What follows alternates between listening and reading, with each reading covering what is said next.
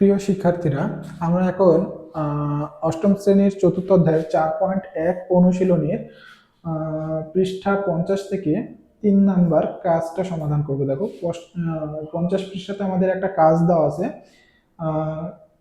তার মধ্যে 4টা অঙ্ক দেওয়া আছে। প্রথম দুইটা 1 নাম্বার এবং 2 নাম্বার অঙ্ক কিন্তু আগের ক্লাসে অলরেডি সমাধান করে দিয়েছি, তোমরা যারা দেখোনি দেখে নিতে পারো। আমরা এখন 3 নাম্বার অঙ্কটা এখান থেকে সমাধান করব। আমরা প্রশ্নটা বোর্ডে তুলে নিচ্ছি। দেখো এখানে দেওয়া আছে a প্লাস বি সমান 7 এবং ab সমান সমান 9। ab সমান সমান 9 হলে a square plus B square এর মান নির্ণয় করো।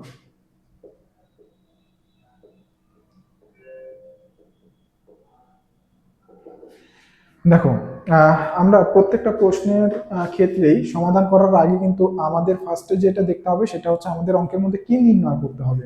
আমাদের কি নির্ণয় করতে হবে আগে এটা ফার্স্টে নির্ণয় করা লাগবে। তাহলে দেখো এখান থেকে আমাদের a square plus B square এটার মান নির্ণয় করতে হবে। এখন a square plus B square মান নির্ণয় করতে হবে, এটার জন্য আমাদের সূত্র প্রয়োগ করে আমরা করব। যেটার মান নির্ণয় করতে হবে আমাদের মধ্যে আমাদের অঙ্কে, সেটাকে কোনো সূত্রে সরাসরি প্রয়োগ করা যায় কিনা বা সাজায় নেওয়া লাগে কিনা সূত্র প্রয়োগ করার জন্য আমাদের সেটা দেখা লাগবে। a square plus B square কিন্তু আমাদের সরাসরি সূত্র প্রয়োগ করা যাবে, কারণ আমরা জানি a স্কয়ার প্লাস বি স্কয়ারের দুইটা সূত্র আছে, a plus B whole square minus 2ab, আর আরেকটা সূত্র হচ্ছে আমাদের a স্কয়ার প্লাস বি স্কয়ারের a minus B whole square plus 2ab। এই দুইটা সূত্রই কিন্তু আমাদের a স্কয়ার প্লাস বি স্কয়ারের সূত্র।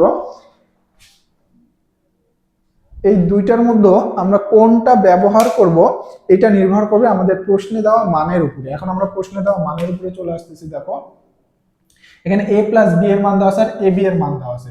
এখন আমরা এই সূত্রের মান নির্ণয় করতে গেলে আমাদের এই মানগুলো ব্যবহার করা লাগবে।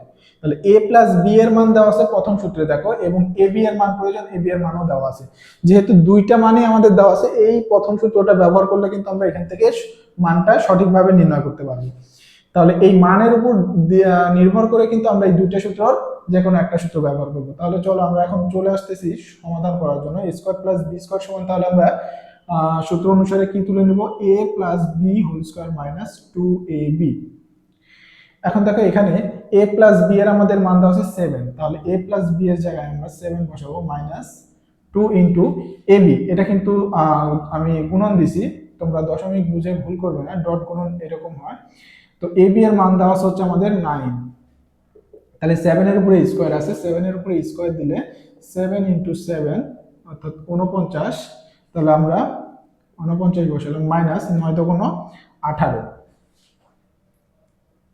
9 দুগুণ 18। তাহলে দেখো এখন আমাদের 49 থেকে 18 বিয়োগ করলে কত হবে, 31। আমরা একটু বিয়োগটা তারপরেও দেখে নিচ্ছি।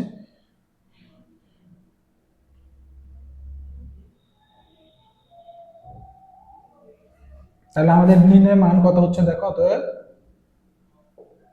নির্ণয় মান হচ্ছে 31। আশা করি তোমরা এই অঙ্কটা বুঝতে পারছো।